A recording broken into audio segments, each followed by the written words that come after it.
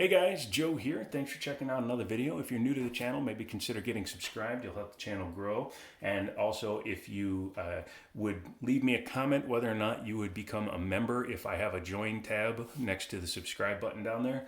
It's a way to help the channel directly without going through third parties like Patreon or anything like that. You'll help the channel so that we can get new stuff and better stuff and do giveaways and early access and all that fun stuff. So let me know down in the comments if that's something you would do. Secondly, I've been getting a few comments lately from people that know everything. I like to show safe a lot. It's not because I'm worried about my safety. The reason I do that on a video is because not everybody watching, and that could be you as well, is a moderate to expert firearm user. Most people that are checking out some of these videos are people that are considering buying their first gun. Because of that, I like to show clear as often as possible because, and I can't stress this enough, I work at a gun store. And if I told you how many times somebody has flagged me with a firearm, you probably wouldn't believe it. And it's always a newbie who's never owned a gun before. And here's a Canic. And it's clear. I can't tell you the number of times I hand somebody a firearm and the first thing they do is point it at me. Loaded, unloaded. Do you want somebody just randomly pointing a gun at you when they don't know if it's loaded? No. So, when I show clear, that's the reason why. It's not for the seasoned people. It's for the people that have never had a firearm or don't know the proper use of a firearm. So please, save your comments. I don't care. And if you're vulgar, you're just going to get banned. Thank you so much. Let's get into the video. Last week, I did a video on my Glock 19. Since then, it's become an Invisiglock. The whole slide is become invisible. Can't even touch it. No, actually, I ordered parts for this firearm, and this could be something that goes on the members page, but showing how to reassemble a Glock slide, things like that. But I'm waiting for those parts to show up. I sold the original slide in order to pay for the new parts. So it's amazing what a stock slide is worth in comparison to a aftermarket one. But that's not the video for today. In the meantime, because I want to go shooting this weekend, I picked up this. A Canic, or Yannick, if you're in Turkey, or Janik, depending on which way you like to pronounce it. This is a TP9 SFX, and I showed that just briefly a second ago. That's this guy. But let's take the box first. Take the box. I left 3 words out of that. Inside, you're going to immediately see this. That's just a cover with the manual and stuff in it. That's cool. You're going to see this has, well, you would if I put it in frame, 4 optics plates, because yes, this is an optics-ready firearm. An extra back strap, so you can choose between the small one that's on the firearm and a large one. A couple of cleaning brushes. Down here in the lower compartment, you have 1 extra mag with a speed loader. Get an up lula or a mag lula, much better. You get a nice plastic container with all your screws for your different optics and your Allen keys, so that's really nice. Your gun lock, and then a closed cell phone, excuse me, but it's cut precisely for both the firearm, which goes there, and the included holster. Now, it's just a plastic holster, but it's a free holster made perfectly for the firearm, and it allows you to still carry it with your red dot or your optic. So no complaints there. That's a lot of cool stuff in the box. Let's go ahead and get the box out of the way. And we can talk about the firearm. Dropping the mag. This is the TP9 SFX. This is the Mac Daddy of the TP9 lineup.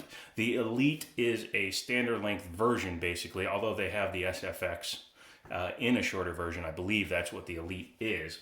But this one, as you can see, is basically a race-ready gun right out of the box, much in the vein of the Tanfolio Witness, the CZ Shadow line, and this one. As you can see, it has some competition-style stuff, extended slide lock slide release, extended mag release, very nice sights. These are actually Warren sights on here. Has a red dot in there right now, or a red fiber optic, and it comes with a green fiber optic in case you want to change it out, which I more than likely will, because I usually shoot at a target with a red bullseye. It has a blacked out rear sight, and again, it is a Warren rear sight, adjustable for windage only, so you can just loosen up the screw and knock it over if you need to. And of course it has the optic ready plate. The plate has the dovetail for the rear sight, so you are a little bit limited when it comes to being able to co-witness with this firearm. So you'll just use a traditional red dot and basically wind up ignoring that front sight. Front and rear slide serrations make it really easy to, operate the firearm front or rear. Sprung very heavily, and this is my weak hand. I can't strangle badgers. But overall, it's a very nice and handsome firearm. Really nice serrations on top of the slide, which help with glare, but it's also a ported slide, and it's got a couple of cuts in here.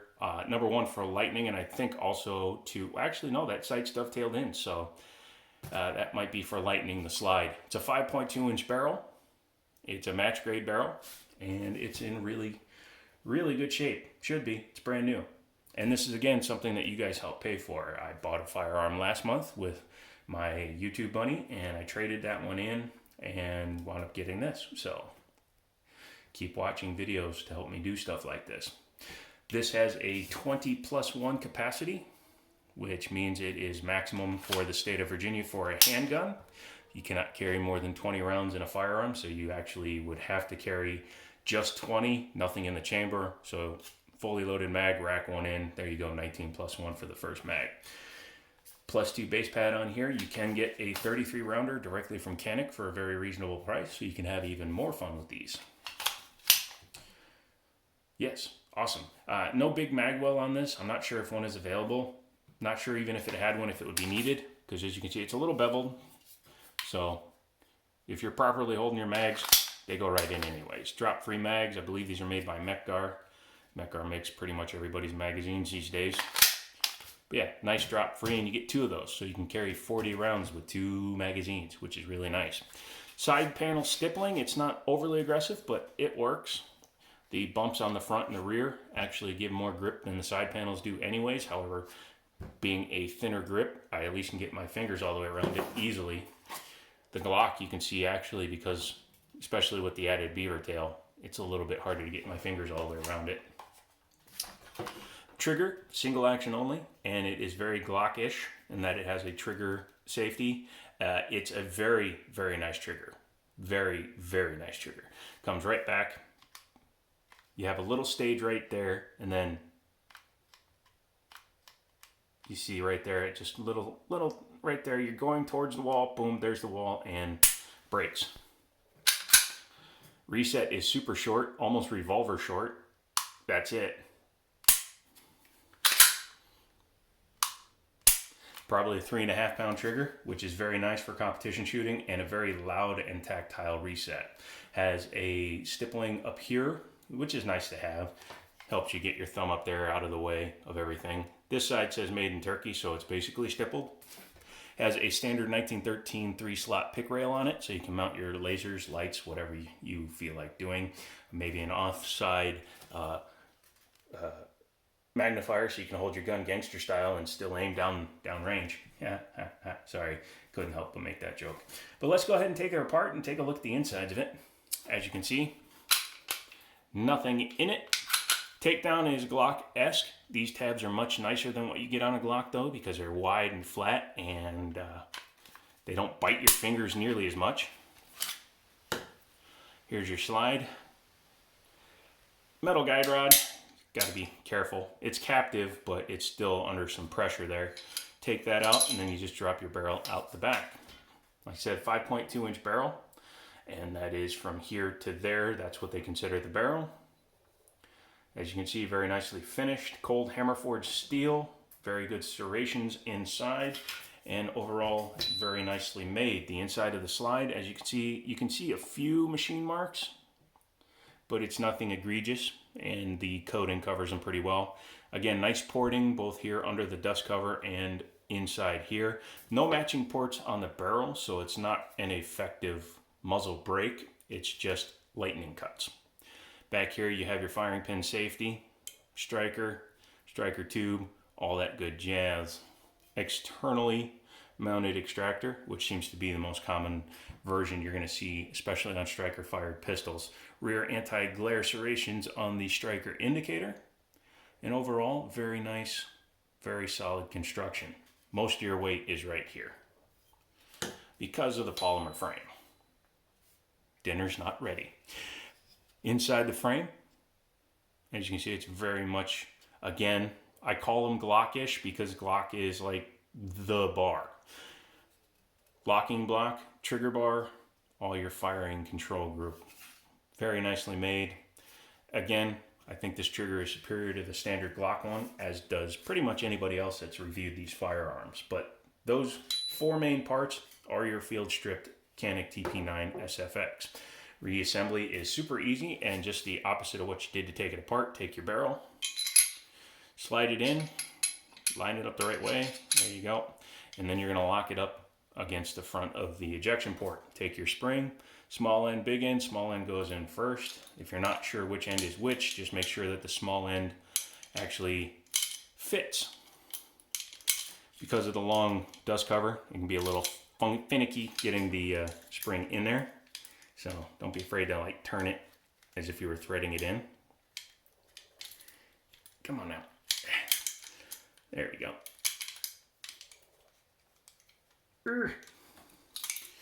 Might have to do this off camera. Be right back.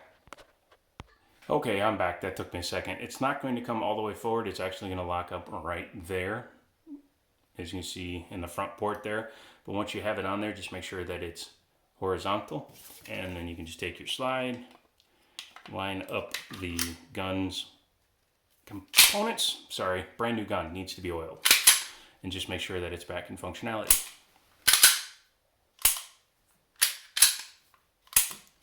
So that is the Canik TP9 SFX. I've looked at the Elite and the SC. I've never actually filmed a review on the SFX, so there you go.